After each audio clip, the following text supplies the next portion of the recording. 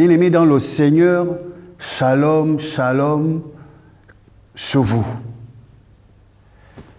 Ce matin, je viens vous entretenir une fois de plus sur la peur.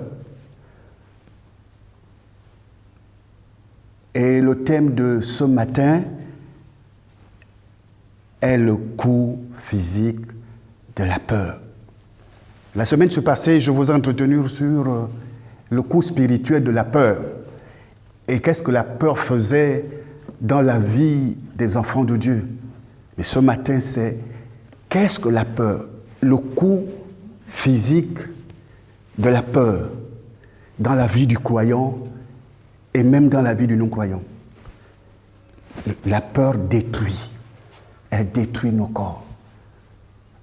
Avant de rentrer dans le vif du sujet, bien-aimés, nous allons prier. Père céleste, toi qui es la vie, le mouvement et l'être en nous, toi qui nous as garanti la paix, la sécurité, toi qui as décidé de pourvoir à tous nos besoins selon ta grande richesse et gloire en Jésus-Christ. Père, tu n'es pas un homme pour mentir, ni le Fils de l'homme pour se repentir. Ce que tu dis, tu l'accomplis. Merci pour ce matin. Merci, Seigneur, pour nos vies qui sont devant toi. Merci. Que la gloire te revienne. Au nom de Jésus. Amen. Bien-aimés, la peur, cet esprit méchant qui nous avilit physiquement. Cet esprit qui est aujourd'hui pour certains un Goliath. Et regardez ce qu'elle fait dans nos corps physiques.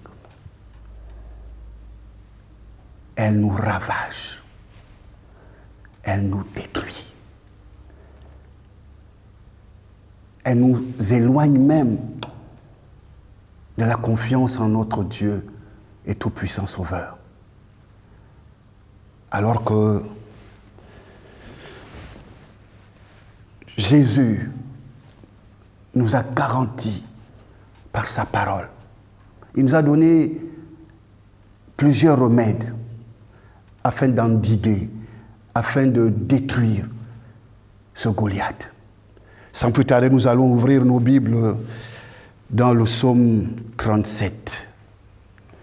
Pour ceux qui connaissent la parole, il est écrit que recommande ton sort à l'Éternel, mets en lui ta confiance et il agira. Dans la version Bible du Semeur, il est écrit, c'est à l'Éternel que tu confies ta vie et lui, il agira. Alléluia. Bien-aimé, jusqu'à quand? Jusqu'à quand tu vas te laisser détruire par cette peur? Jusqu'à quand? La peur, bien-aimé, aujourd'hui quand tu regardes dans les hôpitaux, dans nos familles, même ta propre vie, la peur est en train de détruire ta vie. La peur a détruit les membres de ta famille. La peur a détruit physiquement tes amis.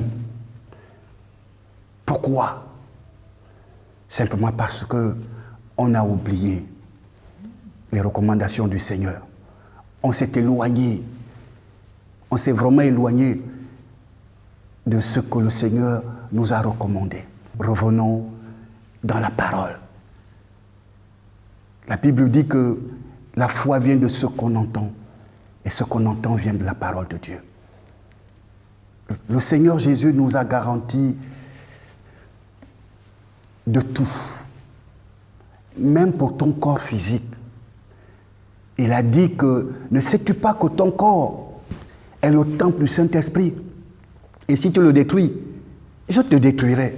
Mais la peur qui te ronge détruit déjà le temple du Seigneur que tu es, la maison spirituelle que tu es. Alléluia. Ce matin, je t'exhorte à sortir de la peur. Sors de la peur. Ne regarde pas parce que l'âge a avancé et que tu n'es pas marié. Ne regarde pas parce que tu es au chômage, bien que tu aies un bon cursus. Ne regarde pas à l'avenir de tes enfants. Non, Jésus est fidèle. Dans la parole, il est écrit que décharge-toi sur moi de tous tes soucis. Tu connais cette parole? Applique simplement. Applique simplement. Est-ce que tu sais que la peur va occasionner des maladies telles que le goitre dans ton corps physique? Oui, le goitre, l'arthrite, les attaques. Est-ce que tu le sais, bien-aimé? Est-ce que tu le sais? Tu seras victime à cause de la peur, victime de la tension artérielle. Et même pour certains aujourd'hui, qui se retrouvent sur des chaises roulantes à cause de la peur. La peur est dangereuse. Il est écrit que l'amour parfait de Dieu bannit la crainte. L'amour parfait de Dieu, l'amour parfait, bien-aimé, bannit la crainte. Je t'exhorte ce matin, refuse, sépare-toi de toute forme de peur. La dernière fois, je te disais que la peur a des manifestations. Ce matin encore, je viens te dire, la peur, c'est l'arme à laquelle Satan utilise pour t'éloigner du Seigneur Jésus, pour détruire ta foi, pour détruire ton corps physique. Sors de la peur. Sors de la peur. Jésus a dit en Matthieu chapitre 6 que ne t'inquiète pas de ce que tu vas manger ou boire. Regarde le temps qu'il emploie. C'est une recommandation. Il dit ne t'inquiète de rien, de ce que tu vas manger ou de ce que tu vas boire. Pourquoi, bien-aimé? Simplement parce qu'il a déjà prévu la solution. C'est lui le bon berger. Le berger qui prend soin de ses brebis. Jésus nous aime. Il est monté à la croix, bien-aimé, pour que nous soyons en bonne santé physique aussi. Bonne santé physique. Alléluia. Ce matin, je t'ai apporté un petit remède. Il est petit, mais très puissant sur la peur.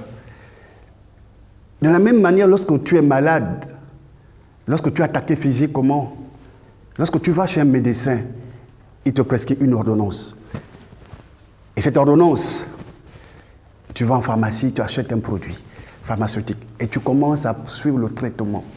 Bien-aimé, le traitement, c'est cette parole qui se trouve dans Philippiens chapitre 4, au verset 6 à 7. Tu vas méditer.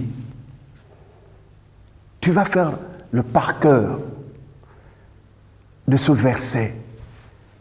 Tu sais que la Bible dit que la parole de Dieu est esprit et vie. Elle est puissance et démonstration. Plus tu vas confesser cette parole, tu vas voir, tu seras guéri.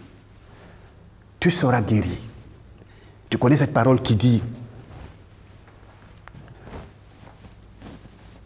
elle se trouve dans Philippiens chapitre 4, que ne t'inquiète de rien, bien-aimé. Ne t'inquiète de rien.